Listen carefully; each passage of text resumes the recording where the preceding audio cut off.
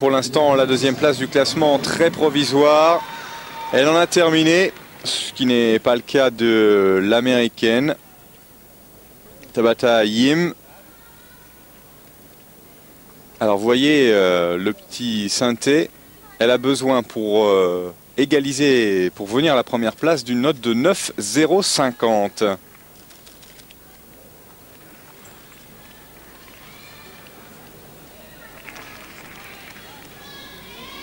Pour l'instant, un mouvement bien exécuté.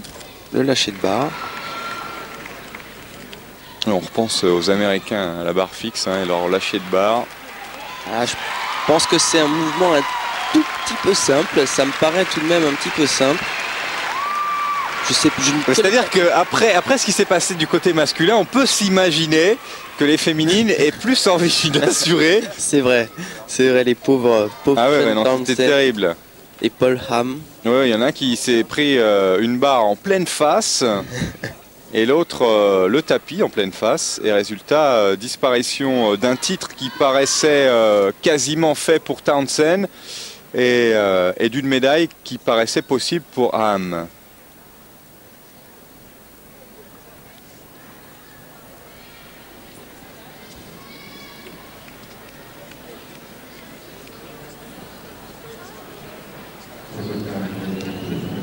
La sortie en salto arrière demi-tour, finir par un salto avant.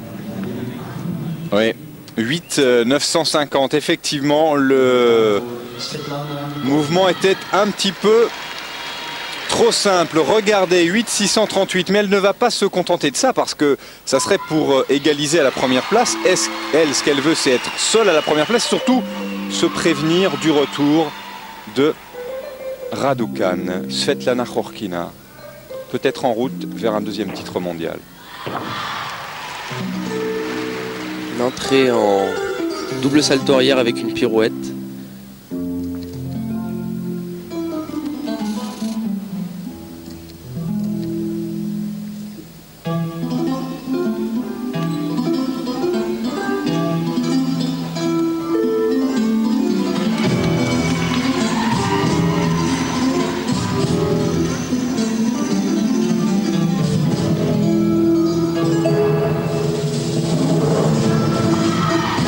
Svetlana, en tout cas, pour avoir fait quelques années de compétition avec elle, a le visage des grands jours. On sent qu'elle est sûre d'elle, sereine.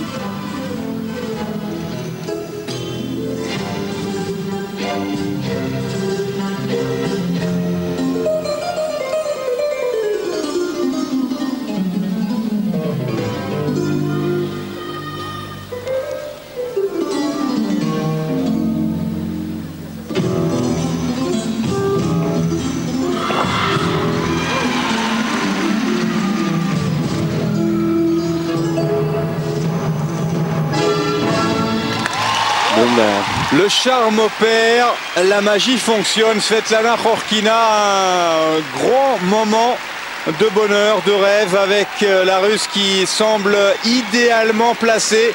On ne voit pas comment ce titre pourrait lui échapper maintenant. En tout cas, sa prestation au sol fait se lever une partie du public ici à Gand. Svetlana Khorkina là, qui n'a jamais été aussi proche de la consécration. Reste à passer Andrea Raducanu, mais Raducanu a du retard et on voit mal comment elle pourrait le combler. Je crois qu'il fallait que Svetlana fasse une erreur pour que Raducanu puisse remonter. Là, je pense que Svetlana a assuré le principal.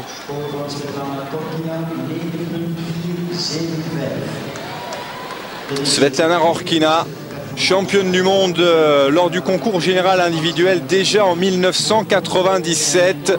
9,475. Elle occupe la première place avec 37,617 et on voit mal comment Raducanu pourrait venir la menacer. On attendra quand même, et d'ailleurs elle attend aussi avant éventuellement de manifester sa joie parce qu'elle sait comment ça se passe. Et on est particulièrement heureux de l'avoir dans cette position parce qu'on se souvient de ce qui s'est passé à Sydney et on se souvient notamment qu'elle avait débuté son concours général individuel par le saut et le cheval, on vous en parlait tout à l'heure, n'était pas bien placé. Hauteur réglementaire. Elle avait chuté On avait proposé à toutes les filles qui étaient passées en premier de sauter de nouveau en fin de concours.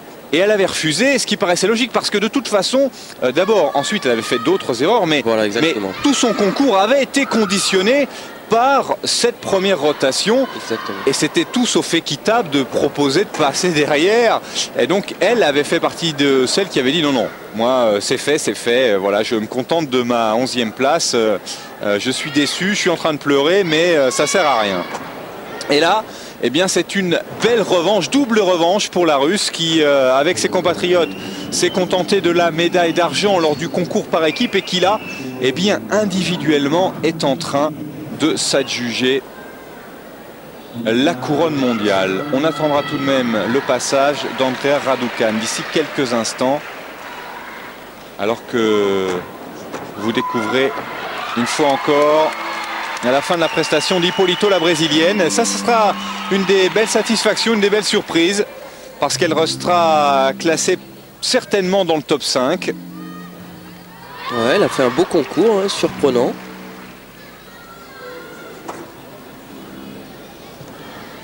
Alors qu'on revoit son entrée ici. On va se quitter quelques secondes hein, pour faire une courte pause, vraiment très très courte. Reste avec nous parce que le verdict est proche. Reste à passer notamment Andrea Raducanu et puis on connaîtra le verdict avec ce qui semble se diriger vers un nouveau titre, un deuxième titre mondial pour Svetlana Khorkina. A tout de suite.